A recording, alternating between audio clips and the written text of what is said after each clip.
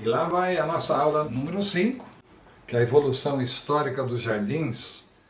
Hoje nós vamos abordar o estilo persa de jardins. Os persas, né, gente, foi um povo ali bem adiantado na sua época, né? Tudo começou aqui na altura aqui de Iraque, né? E diversas batalhas, né? Uma da famosa que foi a Passárgada. Aí eles começaram a subir ali, ó, tá vendo? 551 antes de Cristo. Aí eles foram conquistando essa parte, foram conquistando toda essa parte aqui, e depois eles foram para lá, né? Então, historicamente é isso. É claro, gente, que isso vai influenciar nos estilos de jardins, tá certo? Isso que está em laranja é que a gente falou ali que foi ali o Império Grego, né? Toda essa coisa que saiu da Grécia aqui e tal, foi na outra aula que a gente falou ali, né? Pegou uma parte aqui do Egito, da Arábia e tal, e pegou essa parte toda. No caso do Império Persa, ele vai um pouco mais para o norte, tá vendo aqui? É essa linha que está em roxo aqui, ó, passa por baixo do Mar Cáspio e tal, toda essa parte aí eles conquistaram. E depois eles vão ali conquistar uma parte ali da Grécia também, né? E foi muito forte a influência deles aqui também no Egito e mexeram um pouco com os árabes, tá certo, gente? Tá? O Império Babilônico, gente, é esse que está aqui em vermelho, tá vendo aqui, ó? O Império Babilônico é esse pedacinho aqui. Então vamos lá. O que os persas podem nos ensinar em termos de paisagismo? Só para colocar um mapa atual, né, gente? Isso tem a ver com grandes guerreiros, né, que tem a ver com Ciro o Grande, por exemplo, 559 a 530 a.C. E depois teve um outro califado ali do Dário I, de 522 a 486 a.C. E o grande, né, o Big Alex, o Alexandre o Grande, 356 a 323 a.C. Olha só o que ele conquistou, né, gente? Tá certo? Olha, ele foi parar até na Índia e tal, né? E no fim, vamos contar a história dele, ele acabou morrendo ali na própria Macedônia. Olha, gente, falando em jardim persa, ele é extremamente geométrico, tá, gente? Uma coisa que é necessária nos jardins persas é a geometria. Então, nós estamos falando de um traçado arquitetônico de linhas retas, ângulos de 90 graus, que formam quadrados e que formam retângulos, ok? A água é muito importante e a composição, por que eu falo composição? Porque o paisagista compõe, tá, gente? Ele tem que compor clima, solo, fisiologia da planta, vários fatores, tá? Diferente do que arranjo floral, que ele arranja, né? Tudo é colocado naquela espuma fenólica e aquilo lá aceita tudo. Nosso chão não, a gente tem que corrigir primeiro. Por isso que a gente fala que paisagismo a gente compõe, tá? E a composição, ela reforça, ela simplesmente engrossa a linha arquitetônica ditada ali pelo traçado, tá? Então nós temos o traçado arquitetônico. O que é o traçado? É aquela linha que o arquiteto fala, olha, daqui para cá você pode plantar e daqui para lá você não pode plantar porque é ambiente ou é passeio, ok? Beleza? Então ali, Alexandre o Grande, né, rei da Macedônia. Esse cara, viu, gente, ele teve como mentor o Aristóteles, o grande Aristóteles, né, o grande filósofo. Então foi um cara que foi educado ali, up to date ali na época, né? Ele fundou inclusive a Alexandria, é dele que vem todo o período helenista, né? Ele expandiu o território persa, vamos dizer, até chegar na Índia. Aí o povo lá falou assim, gente, eu estou meio cansado, viu, de ficar conquistando coisa ali e tal, né? E aí também ele teve decepção ali com o amigo dele, coisa e tal, e acabou voltando, né? Foi proclamado ali o faraó, tá? E acabou morrendo ali depois na Babilônia. Então vamos lá. Olha aqui, todo o trajeto que ele fez ali até a Índia, olha o caminho que esse cara fez, né? Tudo a cavalo na época, né? E depois ele acabou ali é, fundando Alexandria, e todo isso aqui foi o território persa. O que isso tem a ver com paisagismo? Gente, quando você vai para fora, você acaba é, vendo plantas novas, você vê novos jardins, você vê novas tendências, né? É como se fosse viajar hoje, tá certo?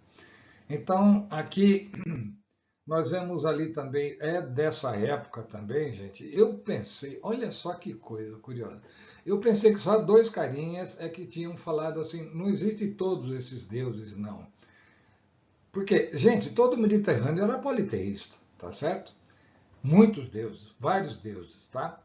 Mas, pesquisando aqui, eu chego nesse carinha aqui, chamado Zaratustra, tá? Que ele já, no século VII a.C., ele funda uma religião. Zaratustra é exatamente aquele cara que, quando nasceu, ele não chorou, ele riu. E os sacerdotes acharam que ele era um cara do mal, que tinha que colocar ele junto com o lobo. Aí colocaram ele junto com o lobo fez uma amizade com o Zaratustra, né? O Zarathustrinha, tá? E foi até colocado ali no meio de uma boiada, para a boiada pisar ele. Aí teve um boi na frente ali que protegeu o resto ali da boiada para não pisar nele. Foi colocado no fogo, gente, o cara não queimou, não é? E esse cara, ele chega ali na região persa, onde tem um rei ali que estava com um cavalo ali muito doente, muito doente. Todos os sacerdotes tinham feito alguma coisa e o cavalo só morria, só estava quase morrendo, quase morrendo. Aí ele percebeu, na verdade, que o cavalo dele tinha sido envenenado. Aí ele foi na mata, ele conhecia ali ervas medicinais e deu para o cavalo, e o cavalo ele ficou bom. Daí esse rei ali, o rei da Pérsia, ele se converteu então para a religião zoroastrista ou mazdeísta, né? Chamando ali do mazdeísmo. Olha só, alguma coisa ali do Super Zaratustra, ele de 20 a 30 anos, ele se isolou nas montanhas, tá? E ali que ele teve uma revelação. Foi muito perseguido, né, gente? Ele falou que só existia um Deus, né? O Ahura Mazda, que era o criador do céu e da terra. Porque ele ficava pensando, quem criou a terra? Quem que criou as estrelas? Né? Só pode ser um ser superior. Foi esse cara aí primeiro que montou, então... Gente, o zoroatrismo, ele é a base de todas as religiões, tá? Tanto católica como judia, como islâmica, porque eles falam sempre a mesma coisa. Fala que tem a coisa do bem, a coisa do mal, direitos iguais entre homens e mulheres. Olha, isso antes de Cristo, hein, gente? Antes de Cristo. Aí que ele curou o cavalo do rei da Pérsia, e aí, beleza. Aí ele ficou famoso aí em toda a Pérsia. Ele falava, inclusive, dos 4 elementos da natureza, e vocês vão ver como isso vai influenciar no jardim persa, tá? Essa religião, gente, ele durou até a hora que chegou ali o islamismo, né, que já tem a ver com Maomé, tá certo? Muito bem, tá aqui Maomé, 570 a 632 depois de Cristo, tá? Então, ele foi o fundador. Tudo começou, Maomé, gente, esse cara ali, que na verdade era um mercador, né? Comum. Aí ele foi para as montanhas ali e teve uma revelação também. Diz que foi o anjo Gabriel que chegou para ele e falou assim, ó, cara, existe um Deus só, tá? E esse cara chama Alá. Então tudo vem de Alá, tudo vem do céu. Aí ele em Meca, gente, ele tentou contar a revelação que ele teve. E o pessoal não gostou não, gente. Ele teve que sair de lá. Ele, ó, se mandou de lá. Aí foi para a cidade vizinha, Medina. E ali ele, na verdade, conseguiu convencer o pessoal que existia um Deus só, tá certo? E ele monta um exército, gente, ele volta para Meca e implanta o islamismo aí na força, ok? Mas esse carinha aqui, ó, ele consegue depois também principalmente depois da morte dele, gente, acontecem diversos califados, né? Eu vou explicar daqui a pouco o que é isso aí, tá? Tem o ortodoxo e tem o Umíada, tá? Muito bem. Então, o que aconteceu com Maomé, que é fundador da religião islâmica, e o que são os califados? O califado, na verdade, é um estado governado por um califa, considerado pelos muçulmanos sunitas, principalmente, um herdeiro ali direto de Maomé. Aí houve uma eleição depois da morte dele, aí elegeram ali o sogro dele, né? Porque ele, na verdade, o pai e a mãe faleceram muito cedo. Aí ele foi criado pelo avô, depois pelo sogro, o avô morreu também e tal. A história é meio comprida. Mas aí o povo falou assim, não, quem é o próximo califa, o verdadeiro sucessor do profeta, é Ali. E os defensores de Ali se tornaram, então, os xiitas hoje, né, que é o grupo minoritário do islamismo. O califado foi embora, né, se expandiu rapidamente, coisa e tal, conquistou diversas regiões da Ásia, da África, da Europa, e em 1453 os otomanos conquistaram Constantinopla. Não sei se vocês lembram disso, tá? Hoje, que é a capital da Turquia, né, que chama Istambul, ok? Que era ali, tornou-se então a capital do Império Turco Otomano. Olha só, 1924, aí no começo do século passado, após a proclamação da República, desculpe ali, a República da Turquia, o califado foi devidamente abolido. Então, foi antes ali da Primeira Guerra, da Segunda Guerra Mundial. O Estado Islâmico, hoje, o Estado Islâmico em si, estamos falando ali, tá? Do xiita, sunita e tal, os que se consideram o Estado Islâmico, ele foi fundado em 2003, gente, olha só, não faz muito tempo não, como um califado. Então, o Irã, hoje, ele se considera ali o último califado que existe. Então, é por isso que ele tem influência em vários outros grupos extremistas, né? Como a gente vê ali Hamas, como a gente vê ali Hezbollah, o pessoal do Iêmen, coisa e tal, porque ele acha que ele tem esse dever, né, desse califado ainda. Olha só, falando ali um pouquinho menos de história e falando um pouco mais ali de paisagismo, olha só, a água sempre é o elemento central, tá?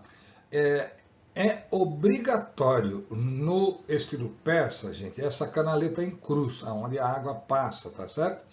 Pode ser dos lados ali, pode ter os palácios e tal, mas é esse jeitão, esse é o traçado, tá?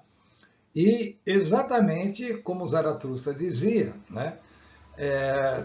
Homenageando os 4 elementos da natureza, que ali é a água, que é a terra, e que é o fogo, e que é o ar. Então, isso é necessário dentro do jardim persa, tá?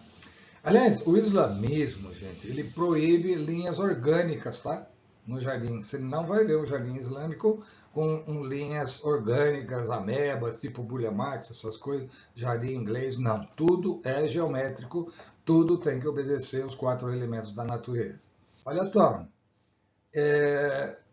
o quiosque, gente, na verdade aqui não é bem um quiosque, né? É um gazebo, tá certo?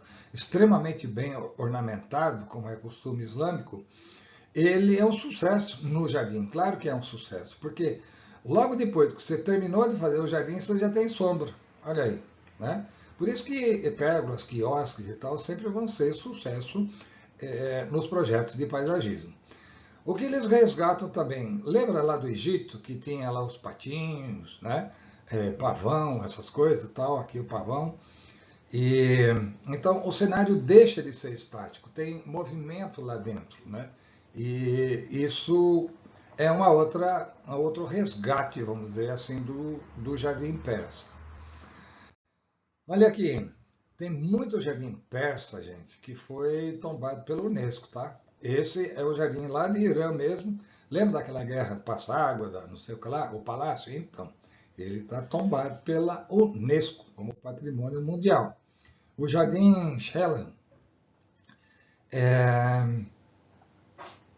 O nome é meio complicado, né? Sotum, em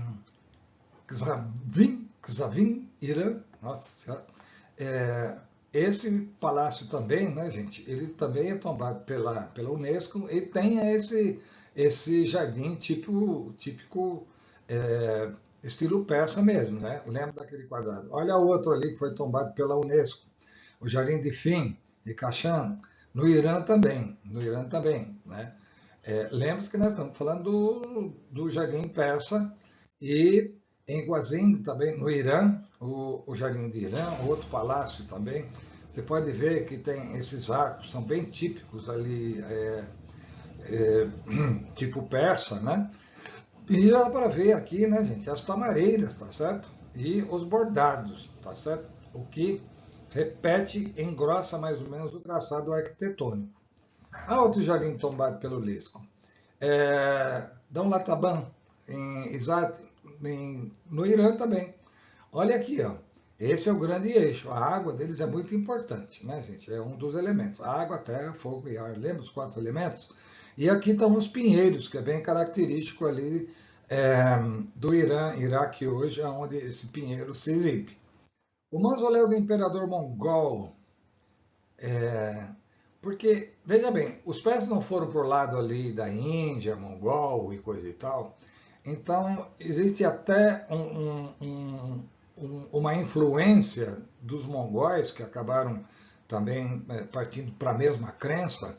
E aqui no século XVI, por exemplo, em Delhi, na Índia, tem esse palácio ali que foi construído de 1565, né, e concluído ali quase 60 e poucos anos depois, né. O arquiteto é persa, é o Mirza Rivas. E vocês conhecem muito bem esse daqui, Taj Mahal, também de influência persa, né, gente? Aí perto ali hoje é a Índia, né? Mas na época era dominada até pelos mongóis, tá certo?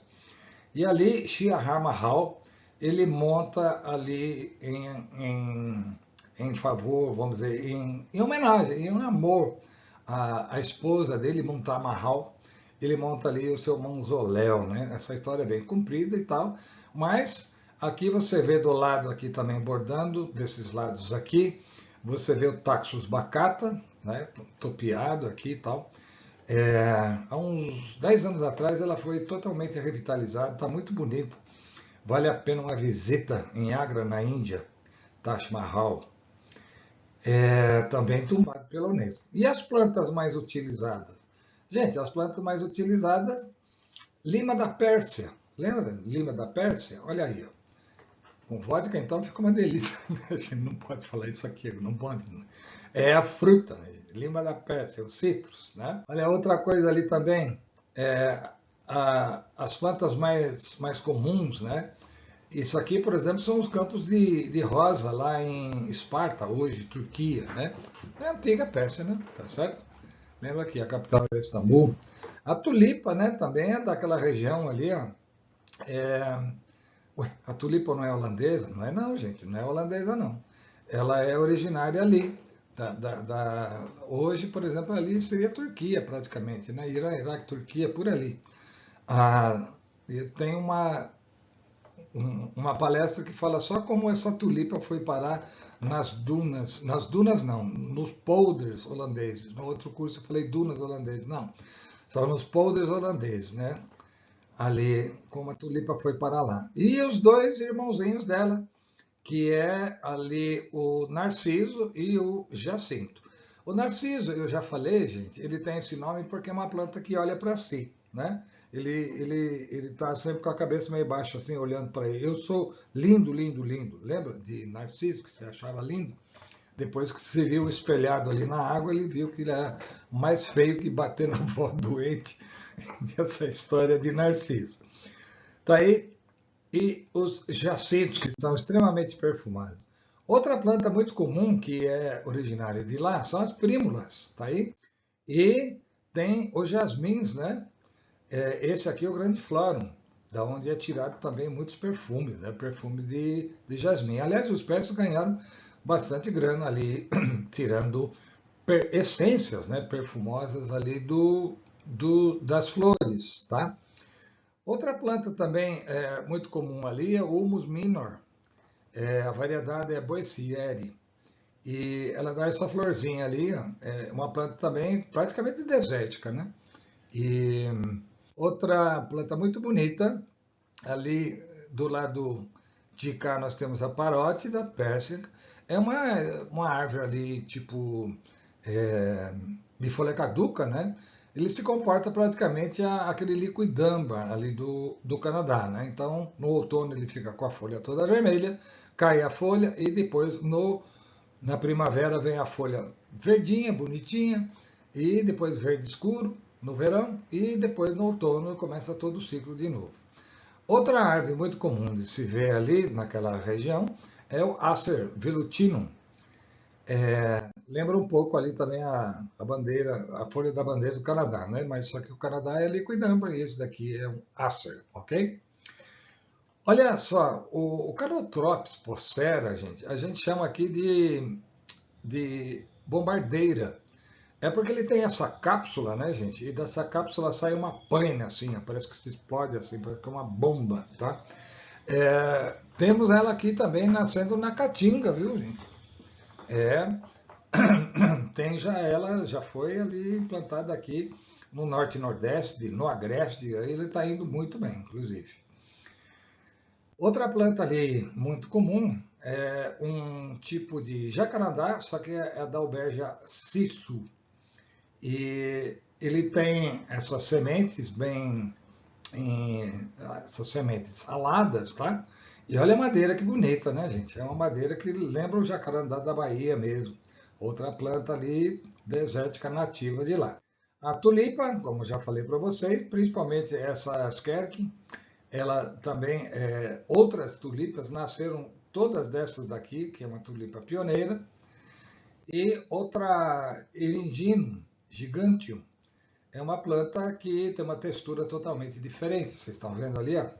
Então tem esse estróbilo ali e, e tem as sépulas que abrem como se fosse, né, um cálice, onde vem essa infrutescência, ou inflorescência, como queiram chamar. Stenenbergia lutea.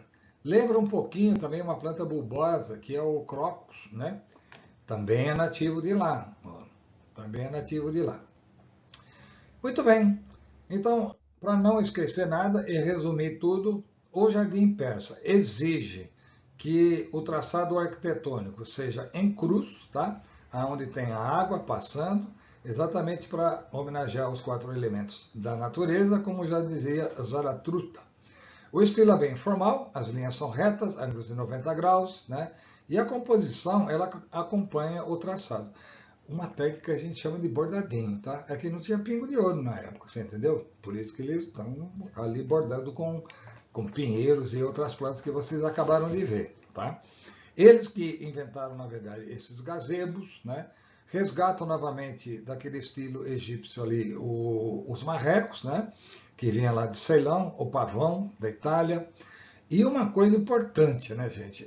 No jardim persa não existem estátuas, tá? O único representante também é um deus maior lá. Ele não tem representantes em forma de estátua como nós temos aqui São Benedito, Santa Teresinha e assim por diante. E, só para relembrar, as plantas mais comuns são a laranjeira, roseira, tulipa, narciso, jacinto, são as 3 plantas de bulbo, né? E as primas e os jasmins. Então, uma observação particular, então ele é bonito de se ver, tá certo? E pelo fato de ter frutas, vamos dizer, ele também atinge a nossa gustação, tá? Perfume, né, gente? O próprio olfato dos jasmins, né? Dos jacintos, por exemplo. A audição, claro, gente, é aquele barulhinho que corre por meio do jardim, então ele contempla o sentido da visão, ok? Então era isso que eu queria mostrar para vocês. Meu muito obrigado e o próximo jardim, não percam, vai ser aquele jardim mourisco, gente, um jardim estilo mourisco de jardins. Tá ali, gente, faz um print screen ali, ó, qualquer coisa liga pra gente, nós temos diversos cursos em paisagismo e até a próxima aula. Muito obrigado.